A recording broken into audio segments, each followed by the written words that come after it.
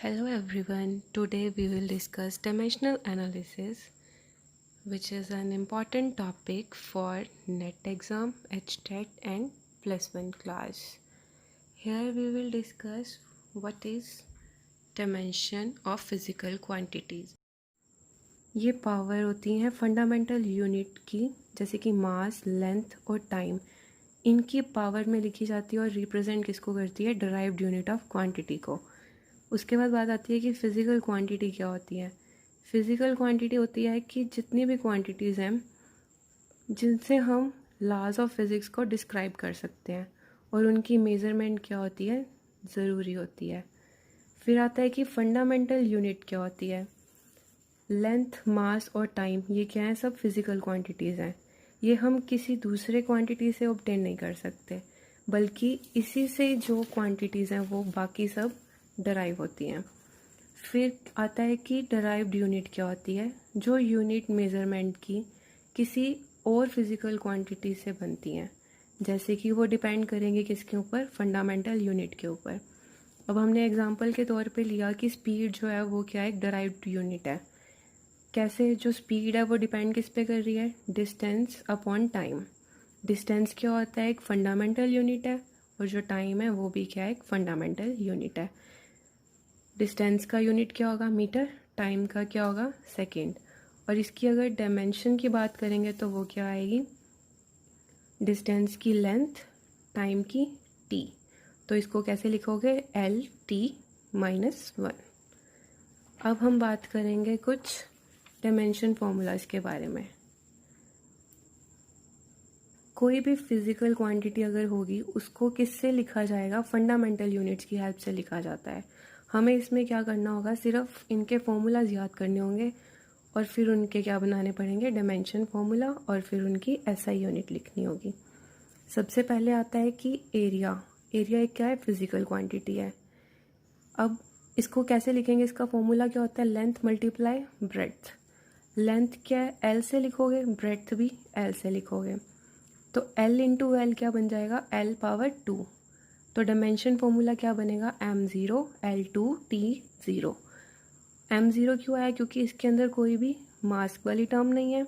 और टाइम 0 क्यों आया? क्योंकि टाइम वाली कोई टर्म नहीं है। तो हम क्या लिखेंगे इसको? m0 L2T0। And SI unit क्या होगी इसकी? Metre square. फिर बात आती है वॉल्यूम। वॉल्यूम क्या होता है?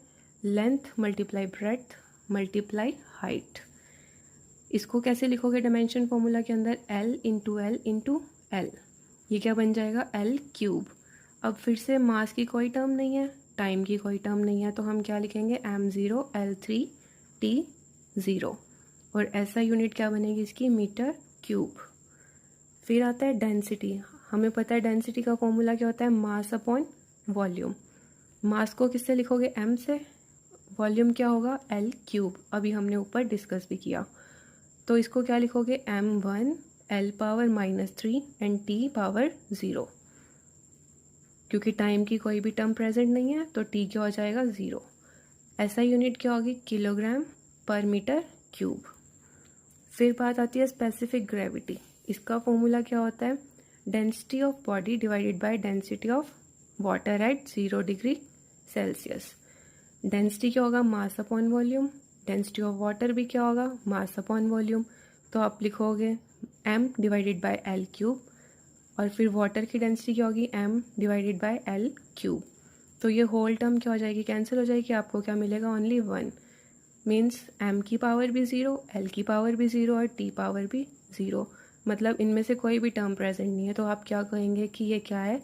डायमेंशन लेस क्वांटिटी है। फिर आता है एसआई यूनिट। क्या है इसकी? अगर कोई डायमेंशन ही नहीं है तो उसकी एसआई यूनिट भी क्या होगी? कुछ भी नहीं होगी। फिर आता है स्पीड और वेलोसिटी। स्पीड आप जानते हैं क्या होती है? Distance upon time. और वेलोसिटी क्या होती है? Displacement upon time. डिस्टेंस और जो डिस्प्लेसमेंट है वो क्या होती है? एक लेंथ की क्वांटिटी होती है, तो उसको क्या लिखोगे? L। और टाइम को क्या लिखोगे? T। L divided by T। ये क्या बन जाएगा? Dimension formula. कैसे लिखोगे इसको? m0, m तो प्रेजेंट नहीं है यहाँ पर, L⁻1 T डिवाइड में लिखा हुआ है, तो आप क्या लिखोगे? T⁻⁻1। ऐसा यूनिट क्या बनेगी इसकी? मीटर पर सेकेंड। नेक्स्ट आता है लीनियर मोमेंटम। लीनियर मोमेंटम का फॉर्मूला क्या होता है, मास इनटू वेलोसिटी। मास को लिखोगे m, वेलोसिटी हमने अभी करी है LT-1, तो हमारे पास ऐसा यूनिट क्या बनेगी, किलोग्राम मीटर पर सेकेंड। नेक्स्ट आता है एक्सेलरेशन। एक्सेलरेशन क्या होती है, change in velocity divided upon time taken. Change in velocity को क्या लिखोगे, वेलोसिटी लिखोगे L/T डिवाइडेड बाय टाइम। ये क्या बन जाएगा, LT-2, और ऐसा यूनिट क्या होगी, मीटर पर second square.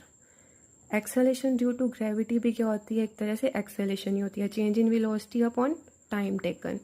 Change in velocity मतलब टाइम के रिस्पेक्ट में चेंज आ रहा है, तो L/T divided by time taken, तो इसको भी क्या लिखोगे, T।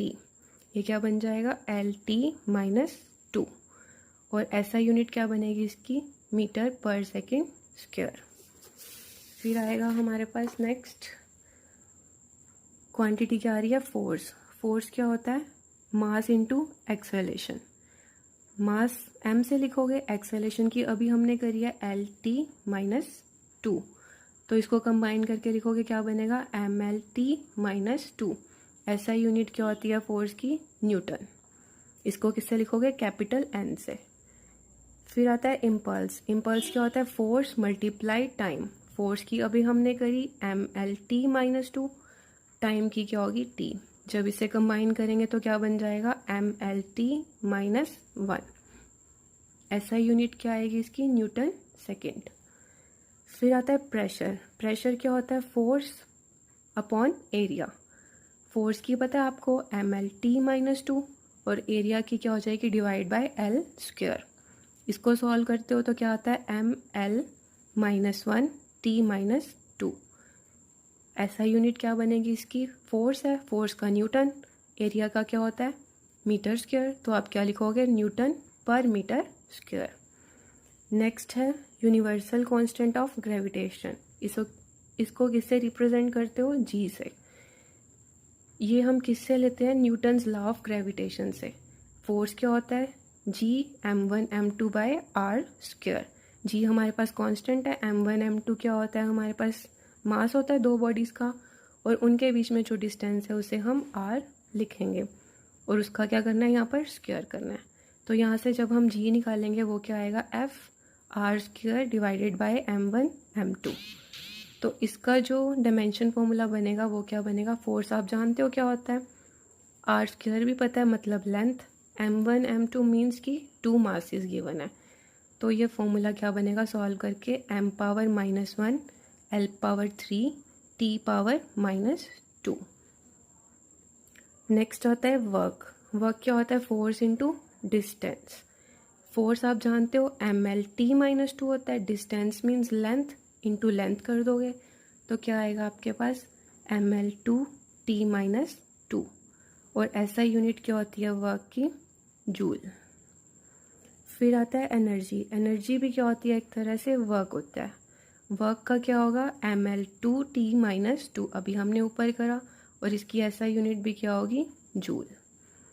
फिर आएगा मोमेंट ऑफ फोर्स।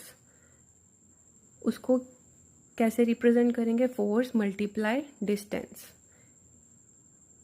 इसका डायमेंशन फॉर्मूला क्या होगा, फोर्स का MLT-2, डिस्टेंस का L।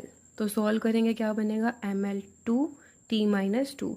इसका डायमेंशन फॉर्मूला भी सेम है जैसा कि हमने एनर्जी का करा और वर्क का करा।